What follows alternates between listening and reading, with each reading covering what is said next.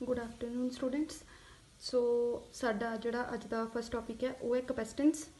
Capacitance की हुंदी है कि कंडक्टर जिहड़ा आ वो कितना चार्ज अपने उपर स्टोर कर सकता है, कि उसकी कितनी कैपेसिटी है चार्ज स्टोर करन दी। ठीक है, हुण जदों आपां जिहड़ा चार्ज है वो आपां कंडक्टर नूं दिंदे ने, उहदा पोटैंशियल वधना शुरू हो जाता। जिन्ना तुसीं चार्ज वधदे ही जाओगे उन्ना जिहड़ा वा कंडक्टर दा पोटैंशियल हाई हुंदा जाएगा। मतलब भी चार्ज क्यू है तो पोटैंशियल वी है, मतलब Q is proportional to V. ठीक है, सो इत्थे आपां कॉन्सटेंट लगानी है सी की है कॉन्सटेंट ऑफ प्रोपोर्शनैलिटी और उन्होंने बोलते हैं कैपेसिटेंस। इतों सी की वैल्यू कड्डो, सी की वैल्यू आ गई क्यू अपॉन वी। अगर वी 1 वोल्ट है, ठीक है, तो सी तो क्यू आपस में बराबर हो गए। इसका मतलब यह है कि कैपेसिटेंस जी है उन्होंने आप इदा भी डिफाइन कर सकते हैं कि अगर आप किसी जोड़ा आ कंडक्टर, ठीक है, वह पोटैंशियल 1 वोल्ट बढ़ाना आ, ठीक है, रेज करना है, तो सानू कितना चार्ज जोड़ा उस कैपेसिटर को देना पेगा। यह एक स्केलर क्वांटिटी है, ये यूनिट्स होंगे ने फैरड। ठीक है, कैपेसिटेंस के बराबर है चार्ज अपॉन वोल्ट। सो चार्ज जोड़ा हो गए कूलम, तो जोड़ा पोटैंशियल वो हो गए वोल्ट। तो 1 farad is equal to 1 coulomb per volt. ठीक है, सो 1 फैरड की डेफिनेशन आप 1 फैरड को कितना डिफाइन करांगे कि आप किसी भी कंडक्टर का पोटैंशियल 1 वोल्ट बढ़ाना, तो सानू 1 कूलम चार्ज जोड़ा पोटैंशियल बढ़ाने वास्ते चाहिए। ठीक है, so it is said to be 1 farad if 1 coulomb of charge is required to raise its potential through 1 volt. हुण आपां उहदे डायमेंशनस कढने ने। Capacitance equal to charge upon potential, potential हुंदा work done upon charge, q नूं उपर multiply करो q square upon W work done. So तुसीं इन्हां दोनां दे डायमेंशनस करके इन्हां दी डायमेंशनस पुट करके कैपेसिटेंस दे डायमेंशन जिहड़े ने कढ सकदे हो। ठीक है, उस तो बाद एक न्यूमेरिकल है, कैपेसिटी दी है, मतलब कैपेसिटेंस दी है तो पोटैंशियल दिता है। पिको फैरड दे विच 10⁻⁻12 फैरड होंगे ने। तुसीं C is equal to Q upon V च वैल्यू पुट करके तो चार्ज की वैल्यू जी है कढ लेनी है। उस तो बाद है कैपेसिटर। कैपेसिटर जोड़ा होंदा उहदे च 2 कंडक्टिंग बॉडीज होंदियां ने और उन्होंने विच जिहड़ा मीडियम होंदा विच जिहड़ी स्पेस होंदी है दैट इज़ नॉन कंडक्टिंग। ठीक है, और वो large amount of electric charge नूं अपने उपर स्टोर कर सकता है। सिंपल उहदा होंदा है। ठीक है, ये है फिक्सड कैपेसिटर जिहदी वैल्यू सानू पता होए, यह है वेरीएबल कैपेसिटर जिहदी वैल्यू जी आप चेंज कर सकते हैं।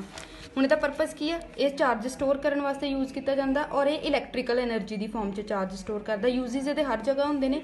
मदरबोर्ड जोड़ा होंदा है हर एक इलैक्ट्रिकल एप्लीएंस च लगा होंदा है, उहदे उत्ते एक कैपेसिटर भी जोड़ा है वो होंदा है। पैरेलल प्लेट कैपेसिटर, ये 2 पैरेलल प्लेट्स होंदियां ने, कंडक्टिंग होंदियां ने ते उन्हां नूं थोड़े जिहे डिस्टेंस ते रखिया होंदा है। ठीक है, प्लेट्स जड़ियाँ ने इक्वल तो ओपोजिट चार्ज कैरी करदियां ने। ठीक है, दोनों प्लेट्स का एरिया सेम होंदा है जिहदे करके उन्हां the surface charge density same तो होंदी है बट ओपोजिट होंदी है।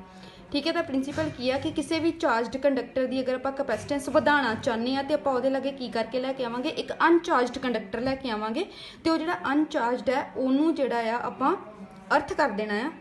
ठीक है, और ये जोड़ा वो नॉन कंडक्टिंग मटीरियल होना चाहिए, मतलब ये एयर हो सकती है, वैक्यूम हो सकता है।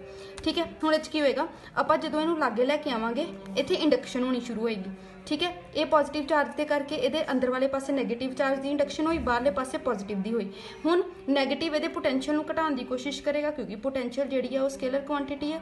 टोटल पोटैंशियल करांगे तो माइनस होएगा, तो पॉजिटिव चार्ज उन्होंने बढ़ाने की कोशिश करेगा।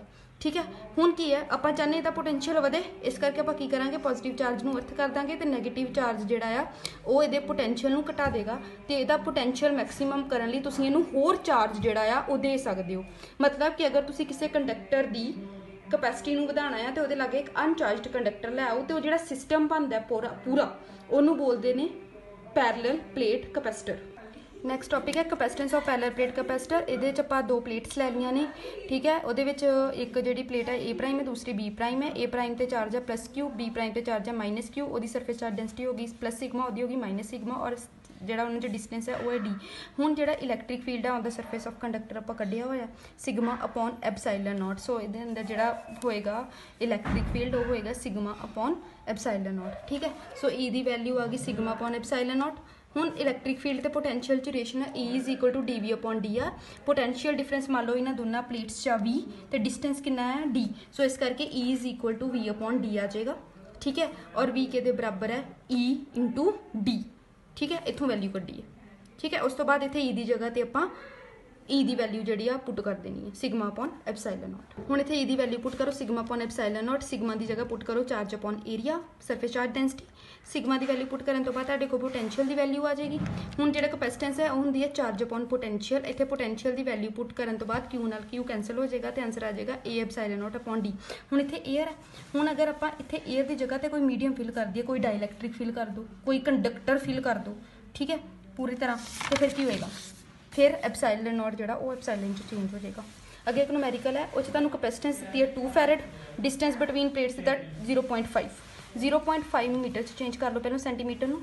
सी का फॉर्मूला लगा के ये वैल्यू कड्डो। ये एरिया जोड़ा है बहुत लार्ज है, यदा मतलब यह है कि 2 फैरड कैपेसिटेंस का कैपेसिटर बनाना इंपॉसिबल है। इन्ने एरिए दी जिहड़ियां प्लेट्स ने वो नहीं बनाई जा सकदियां।